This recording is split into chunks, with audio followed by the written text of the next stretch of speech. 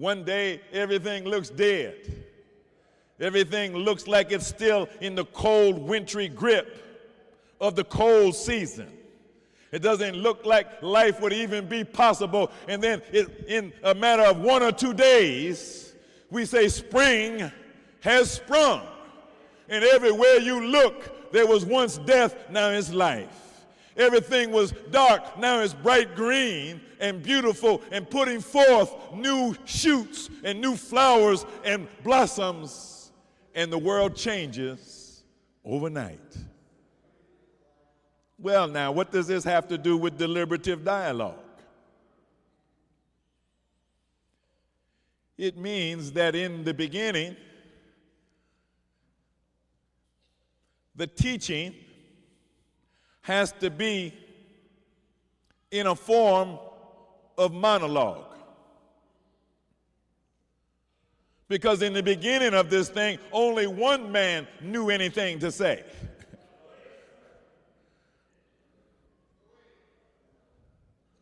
What could a dead man say? He ain't got nothing to say. In the beginning of this process, this black man and woman in America didn't know nothing about nothing. So how could they engage in dialogue? No, you just tell them what you want them to know. You just tell them where you want them to go. You just give them an order. And then put some strength behind it to see to it that they carry it out. And whatever thought or opinion they might have about it really doesn't count, because what does it matter what a dead man thinks? But now, if we really believe in the process of resurrection, if we really have witnessed an ongoing storm of wisdom, knowledge, and understanding raining down on a people for more than 70 years, well, you would have to be an absolute disbeliever in the resurrection to think that after 70 years, the dead are still dead.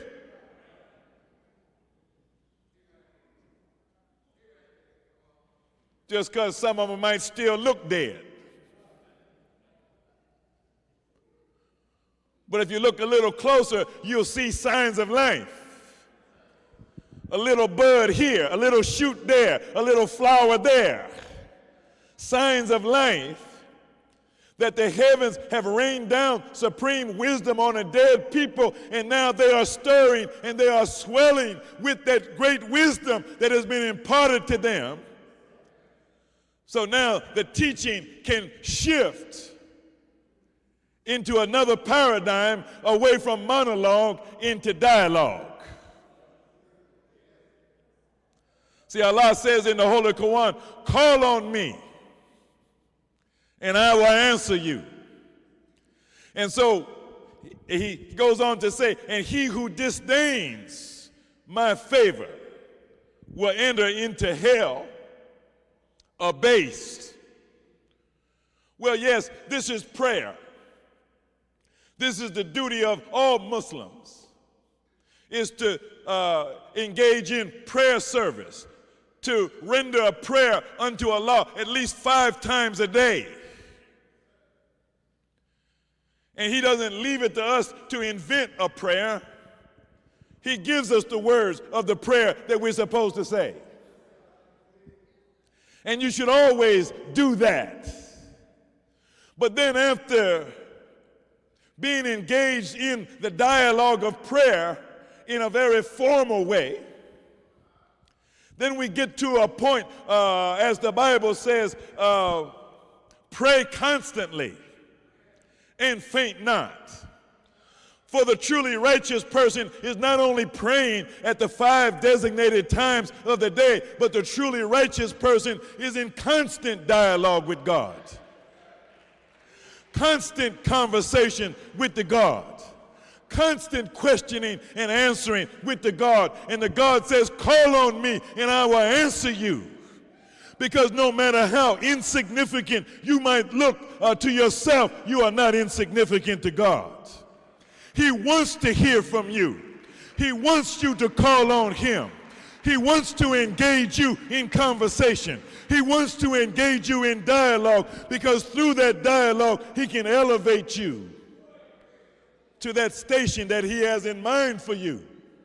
He don't intend for you to be equal with the other people of the earth. He don't want to make you to equal to your former slave masters and their children. He's not pushing for integration. He don't want you to be like the old world Muslims. He wants to engage you in a dialogue to elevate you above all the nations. When he came for you, he didn't come for you to leave you the same. He came for you to make you the new rulers of a new world of Islam, of a new civilization that he's bringing on the earth. So, what should we do? We should take a good look at one another. See, in a monologue, see, a man or a woman, whoever the speaker is, stands up in front. So now where are all the eyes? Focus on the one person who got the microphone. See, in the monologue, it's like, I got the microphone, brother. I get to talk and you don't. And sometimes that creates the impression that the one with the microphone is the only one that got something to say. And sometimes the one with the microphone is messing up all over the place. And you sitting there and you know better than that. And a thought comes in your mind that really needs to be expressed, but you don't have no microphone.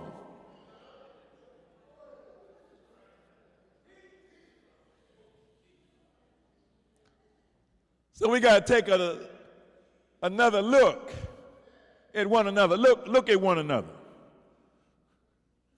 See, I don't mean to cause you embarrassment. And as righteous people, we're not to stare at one another, in some rude way. But sometimes we need to take stock of one another. We need a way of looking one another over. I don't mean look over one another. Look one another over. In other words, do an assessment, because what you will find that over this period of the raining down of God's wisdom, knowledge, and understanding on us as a people, we have absorbed a whole lot of his wisdom. And now it is time for that wisdom to be made manifest to one another through one another. The Honorable Elijah Muhammad taught us that we were being raised up to be a nation of gods. Is that right? Ruled over by a God who is supreme over all the other gods, but every member of the nation is actually a God. I found it in Our Savior Has Arrived. The Honorable Elijah Muhammad said that every Muslim is an Allah. Did you know that? That you are an Allah? You aren't the Allah, but you're in Allah. Well, now that presents a problem,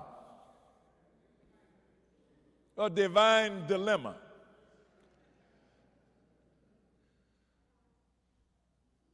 How is a nation of gods to rule itself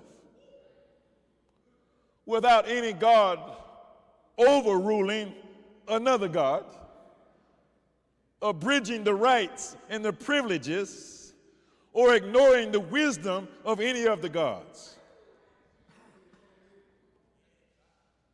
See, if we want to set up some kind of a dictatorship, you say, well, then we don't have to pay any attention to you. We don't have to pay any attention to what you think or what you know or what you have a feeling about. Just get in line. Just do what you're told. Nobody told you to think.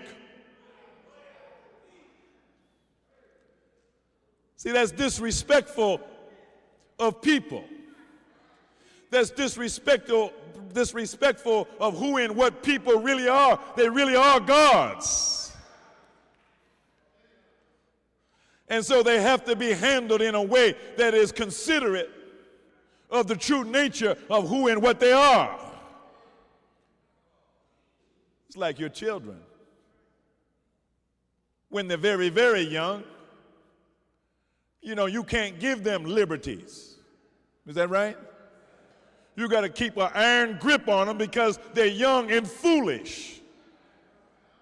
And they'll get into trouble, and for their own good, you got to keep a lock hold on them and restrict them in everything and keep your eye on them in everything because they're so young and immature. They don't understand the world. They don't understand who they are. They don't understand life. And you have to be there as the mother or the father, the protecting friend of that child. But then a problem comes up in the household as maturity begins to emerge in those children. Doesn't mean that they're grown yet, but they have a degree of maturity. They begin to form their own identity. They begin to form their own ideas. They begin to have their own mind. And some parents who don't understand the process of growth and maturation, they get upset because their daughter has a mind of her own. The son has a mind of his own. He don't necessarily agree with everything that the father says. Doesn't always agree with what the mother says. Well, this is not excusing disrespect on anybody's part. No child should ever become disrespectful to the parents. But sometimes children do become disrespectful because they have never been taught a way to communicate with their parents in a respectful, honest, open way. Sometimes the rules in the household are so harsh that if the child expresses their true opinion, they get knocked upside the head. And so then that child shuts down and goes inside of themselves. And they begin to feel frustration or anxiety.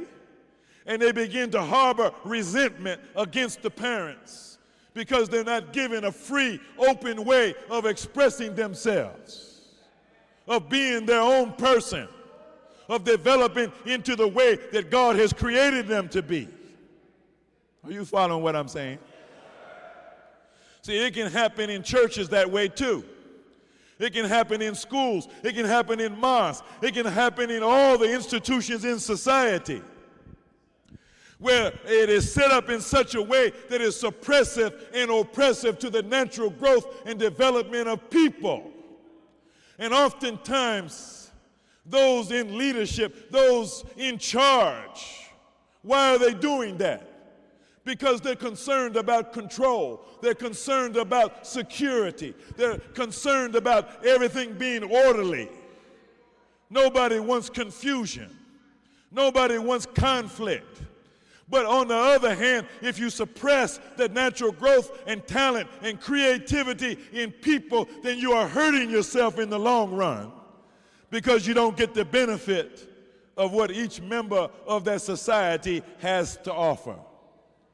Am I making any sense at all?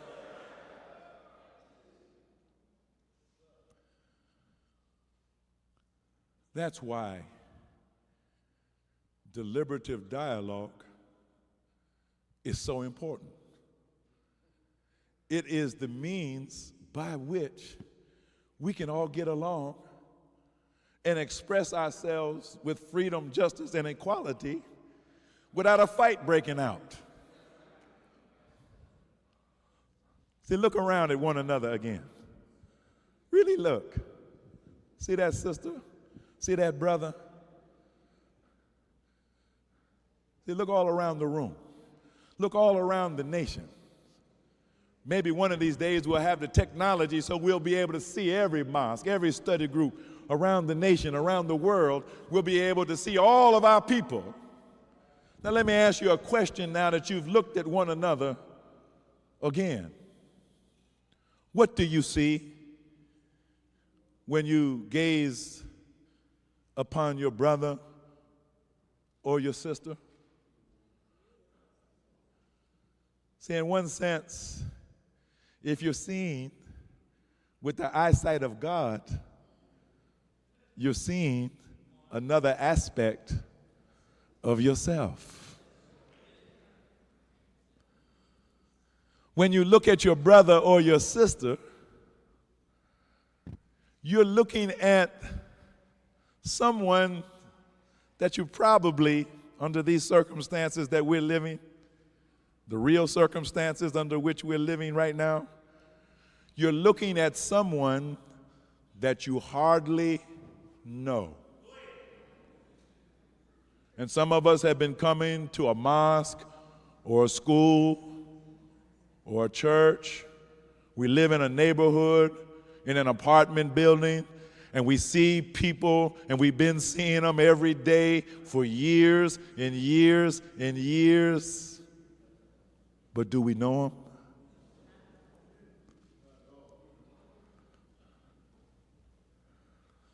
Suppose everyone that you saw was your friend.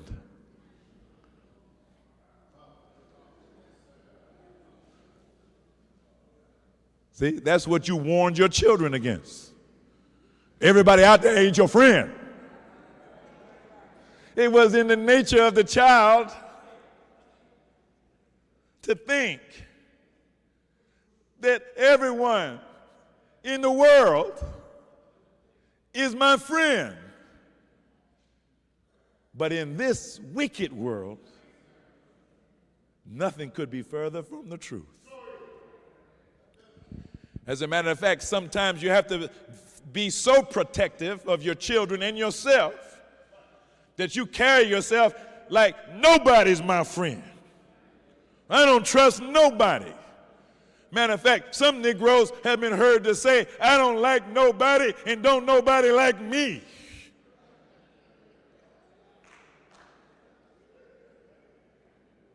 And they done twisted the golden rule into something, do unto others before others do unto you. So under that configuration, everybody in the whole world has become your enemy. And you have become the enemy of everybody.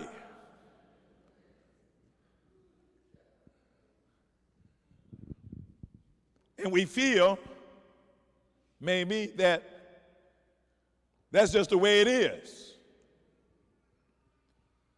And we don't have no choice about it. But how can we turn this world around? How can we turn this society around and make it into the kingdom of God if we don't have a way of making everybody our friend? Now, we know by nature we're never going to make the devil our friend. Now, let's not get foolish now. Some of this wisdom that has rained down on us has made us to see clearly that the nature of God and the nature of the devil is not the same. And you'll never reform the devil. But we ain't talking about devils in here. We're talking about the righteous. We're talking about the family of God. We're talking about people who have been identified by God himself as his own family, who share his own divine nature. Now, that doesn't mean that we don't offend one another. It doesn't mean that we haven't made mistakes by one another. But through deliberative dialogue, we have a means and a method to overcome all of those problems, all of those difficulties, all of those frictions that tend to keep us apart. I think there's one more slide. I can hardly see it. Could I see the next one? Can you see that? What is that? That's an iceberg. And that's like some of us. Cold as ice, right? But now, what you see on top is about 1/9 of the iceberg. The part that's above the water is 1/9. 8/9 are submerged. That's how people are. See, now, if another iceberg came up to this iceberg and wanted to get close to the first iceberg, deep beneath the surface, there would be a mass of ice that would clash. There would be a disruption. And the tip of the one iceberg looking at the tip of the other iceberg way over there, but why don't you come closer? No, there's something deep beneath the surface that is in conflict, that is clashing, that is producing a disruption, and I can't come closer. And so we see one another at a far distance, but the intimacy that we desire and crave and need, because the human being is created as a social being. You're never created to be by yourself, to be alone, to be friendless, to be without a family. You never were created by Allah to be an individual by yourself, divorced from the world. You are created to be with one another, intimate with one another. But there's so much stuff that's beneath the surface that comes out of your childhood experiences and experiences in life, emotional baggage, all kinds of things that are maybe even on the subconscious level that prevent you from really getting close to any other human being. So in your marriage, you're not as close as you want to be, as you need to be. In your family, you're not as close as you want to be or as you need to be. There's some work that needs to be done, but the people that you need to be a teammate with, you can't get close enough with them. There's something interfering with that process of coming together. All praise is due to Allah. You've heard a teaching that we should be in unity together. And we know that our unity is more powerful than nuclear bombs, but there's something beneath the surface that's interfering with us getting close together. So we need a method, don't we, that overcomes that hidden resistance. That's why we need it. Final point, and I'm sorry I don't have a slide to illustrate this. There are 3 things that we must have in order to be ready to engage in deliberative dialogue. And those 3 things, number 1, are we have to be totally clear about our identity.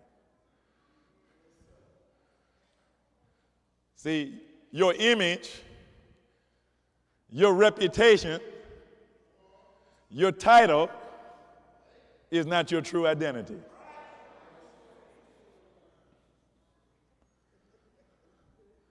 See, that's one of those things that's preventing true communication, true brotherhood, true sisterhood.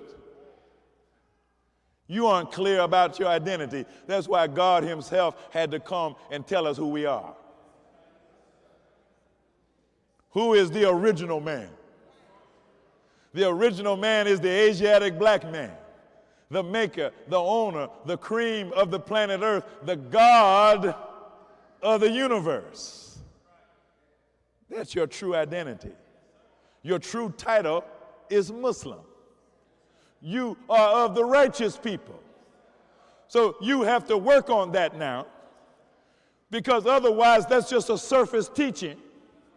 That's just some of the rainwater that hit the earth and then just ran off and didn't get absorbed. So you now have to go back into those basic teachings of the Honorable Elijah Muhammad and find out within yourself and realize within yourself who you really are. So when you are really clear that you are Muslim, that you are a God, that you are of the righteous, that you are of the family of God, and ditch all of the false IDs. You ain't no nigger. You ain't no member of a gang. They call us everything but a child of God. So well, all those other names are not our names. So ditch that, get rid of that, because if you're carrying that into the dialogue process, that's what's going to prevent you from being successful. True identity is number one. Number two, relationships. See, who are you in relation to yourself and in relationship to God is primary identity, but who are you in relationship to others? See? Well, you're a brother or a sister.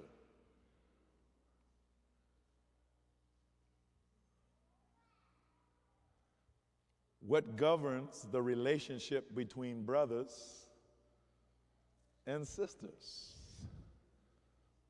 Well, the rule of Islam says that a Muslim is not a Muslim unless he or she wants for his brother or his sister that which he wants for himself.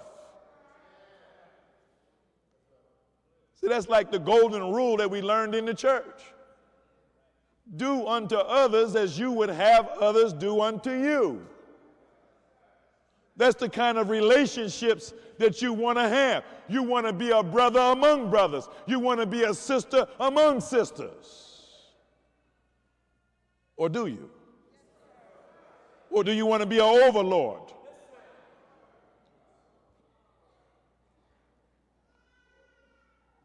You want to be a big bad nigger. And you want to be hard on other people. See, what kind of relationships do you want? Do you want a sweet relationship or a sour one?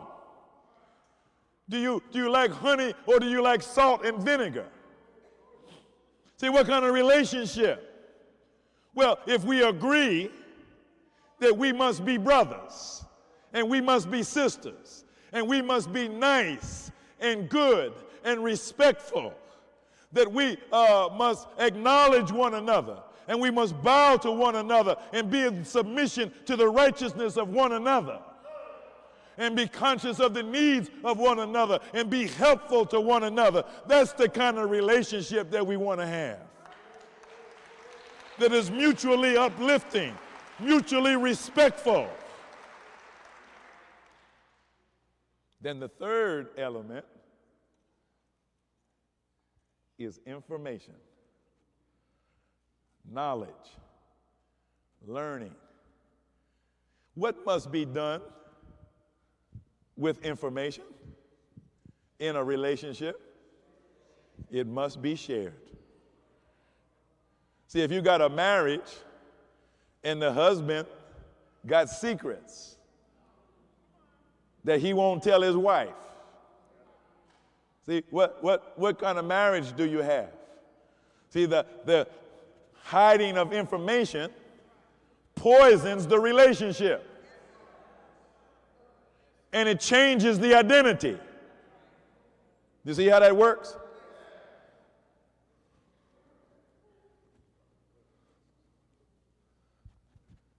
If I meet my brother and I see from my brother's behavior or his condition that there's a problem there, and I have the knowledge of how to deal with that problem, what should I do? I should share the knowledge with my brother. I should pull his coat and show him what I know to the best of my ability, because if my brother has a problem and I'm in proper relationship with my brother, I got a problem too. Long as he got a problem, I got a problem. As soon as I solve his problem, then I'm solving my own. And since you have a problem, see, it ain't just your brother or your sister that got a problem. You got a problem, don't you? Don't you? It ain't just your brother or your sister that has a need. You have a need. So then, what would you expect from your brother and your sister in regards to your need? That if they have the solution to your problem, to your need, you would hope that somebody would pull your coat and share what they know with you. Well now, if God and his messenger and their minister have been raining down wisdom on us for 70 years, and we've been soaking it up, don't tell me you haven't been soaking it up. Because so some of you got every tape that the minister ever made. You can't even open the closet in your house. It'll be an avalanche of tapes coming out.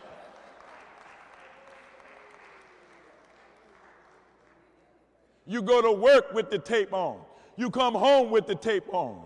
You got a little Walkman, got the tape going. You've been doing this for how long? For years. So now it's soaked in. We could actually call you SpongeBob Muhammad. You done soaked up so much wisdom. You're saturated with it. You're like a sponge that's so full that it's just dripping, and you just wish somebody would squeeze you.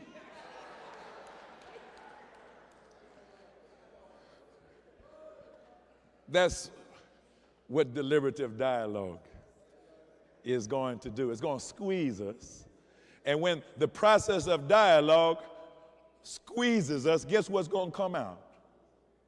Not our wisdom, not our knowledge, not our understanding, but that which has been raining down on us for over 70 years. So we got problems as individuals? Yes, we do. We have problems in our marriages. We have problems in our families. Got problems in the church, problems in the mosque, problems in the school, problems in the community, problems in the world. Ain't no mystery about that. But guess what? We got the solutions too. We just don't know yet that we got the solutions too. But through the process of deliberative dialogue, you put the problem or the situation or the topic or the question or whatever it is on the table. And then following the rules of deliberative dialogue, then a group of people gathered together in the name of God, in the name of Allah. Through that process of deliberative dialogue, pretty soon, each one making their contribution to the dialogue process engages a law, which we'll go into maybe next week, called the law of synergy.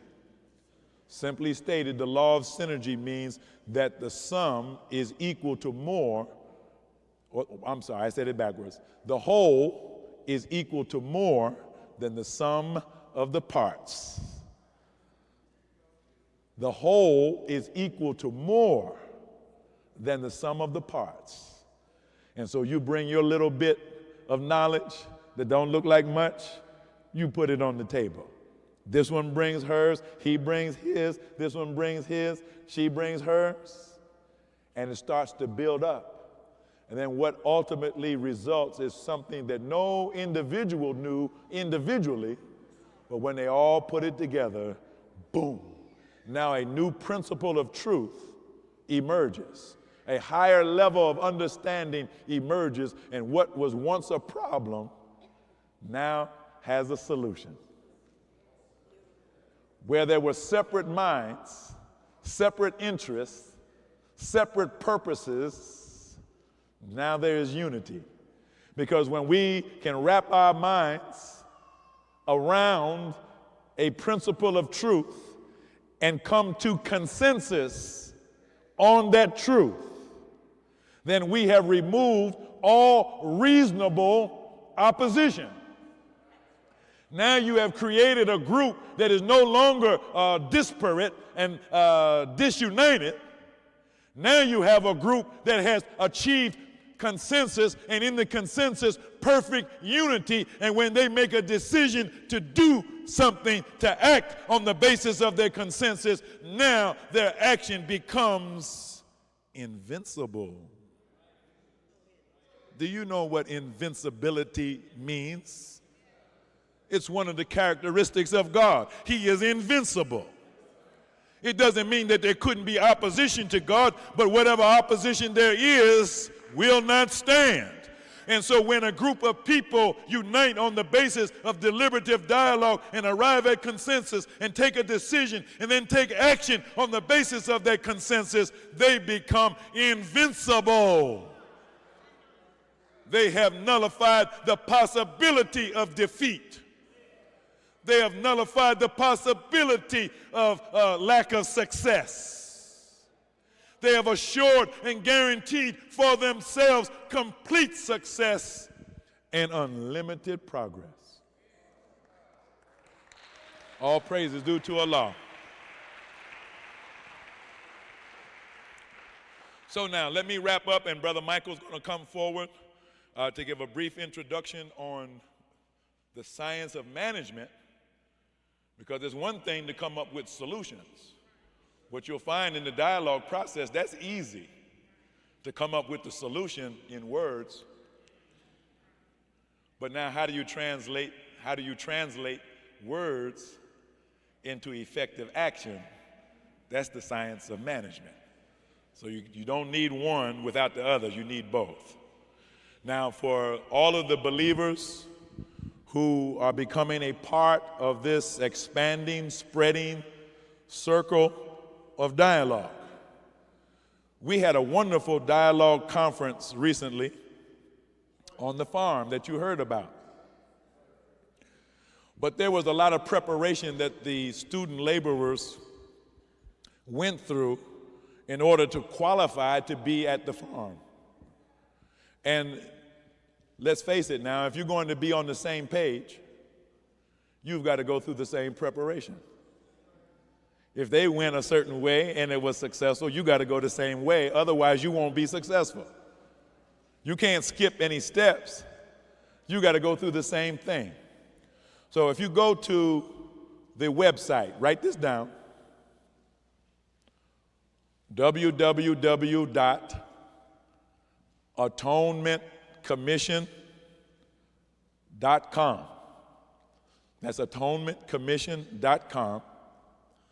You will find all of the preparatory steps that were taken by the student laborers in preparation for the conference on the farm. That's what you have to do. You have to go through 8 training videos. See, here's the way I am. I don't like to repeat myself. So a lot of the basics of deliberative dialogue, they're on that website. I'm sort of like Miles Davis was in music. Everybody wanted Miles to play the old songs. He said, go get my records. I ain't there no more. Every time I play something new. So I don't like going back over material that has already been put out there. So go look at, there's 4 training videos on deliberative dialogue, and there's 4 training videos on management. This series on Tuesday evenings is a continuation, and there will be some overlap with what is on those videos on the website, to be sure, but it's moving in a whole new direction. So go through that material that's on the website. Also on the website, you will find the Commissioner's Workbook. It is in the process of being revised, but it's good enough for you to take a look at right now and go through the workbook sessions and try to deal with the questions that are there in that workbook. And remember, it's named what?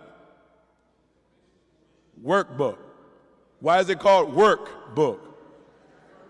Because it's work. It's not for the lazy reader.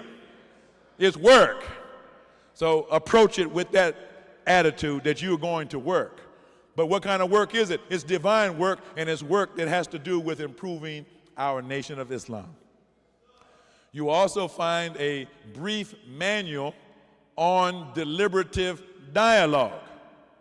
So you've heard us talking about dialogue. Well, a lot of these things that we're saying has been written down in a little book, and you'll find that on the website as well. And so it would be very good for you to read through that book so that you become a scholar on the science of deliberative dialogue, so that when we come back on these Tuesdays, you won't be completely in the dark about what we're talking about, and we don't have to lose a whole lot of time going back to something that we already covered. You all right with that? See, keep in mind what the lesson said about that lion in the cage walking back and forth at 60 feet per minute. Then at a certain point with modern equipment, he starts making 3,000 feet per minute, which means that now the lion is moving 50 times faster than he was before. Go do some mathematical calculations and see what it means to move 50 times faster. A man walking down the street 3 miles an hour. 50 times faster is 150 miles an hour. That's a bullet train. A man running as fast as he can run, that's 10 or 12 miles an hour. 50 times faster, that's 500 or 600 miles an hour. That's a jet plane. See, that's the speed that the Nation of Islam is getting ready to move at. 50 times faster. So you don't want to be slow moving, slow thinking, do you? No, when the pace picks up 50 times, you want to be able to keep pace with the pace. So brothers and sisters, I thank you for these few moments where we attempted to introduce the basic concept and need of deliberative dialogue. When we come back next week, inshallah, we're going to get into a more practical mode of exactly how this is done and the proper techniques of doing it, the rules, the roles, the responsibilities, the purposes of deliberative dialogue, so that then when you leave out of here next week, you'll be able to use some of it to immediately start solving some of your problems. Is that right? So I thank you for your patience. Now, without any further delay, we're going to have a brief introduction into the management science. Let's welcome with a round of applause, Brother Michael Muhammad.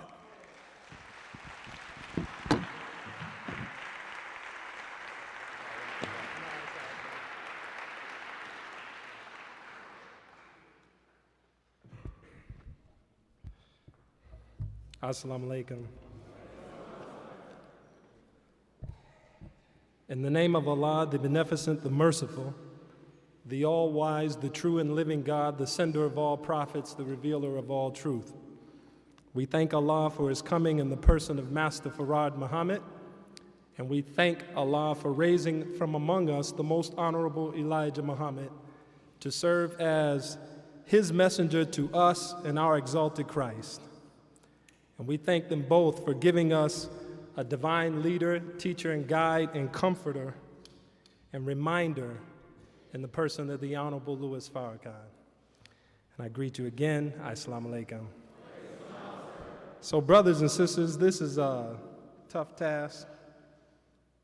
You know that, right? So bear with me. I've never